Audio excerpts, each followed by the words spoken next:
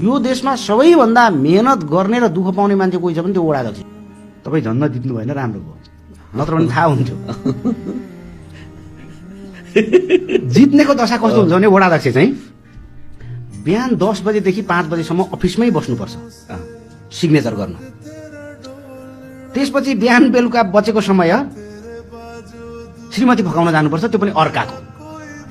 भनेको अर्काको श्रीमती झगडा गरेछ, वडा अध्यक्ष त फकाइदिन जानु पर्यो नि त, होइन? कोही बिरामी पर्यो, वडा अध्यक्षको काम हो नि त। बिरामी पर्दा नहेर्ने वडा अध्यक्षले किन भोट हाल्ने?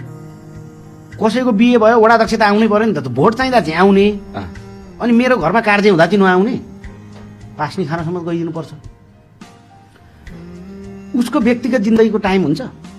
राति 12:30 बजे अर्काको श्रीमतीलाई सुत्केरी बेथा लाग्यो, ड्राइभरले फोन उठाएन भने त्यो बेला वडा अध्यक्षले आफ्नो मोटरसाइकल गाडी के छ त्यसमा हस्पिटल पुर्याउने, होइन?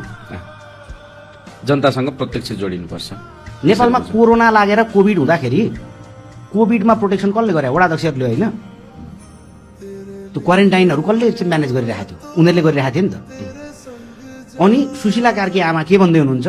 पैसा उठाएर खाँदा रहेछन्। फेरि वडामा पैसा जति उठ्छ नि त्यो पैसा सिधा पालिकाको खातामा जाने हो, अनि पालिकाबाट फेरि माग्ने हो वडा अध्यक्षले। वडा अध्यक्षले आफ्नोमा उठेको मै खर्च गर्छु भन्ने नै होइन।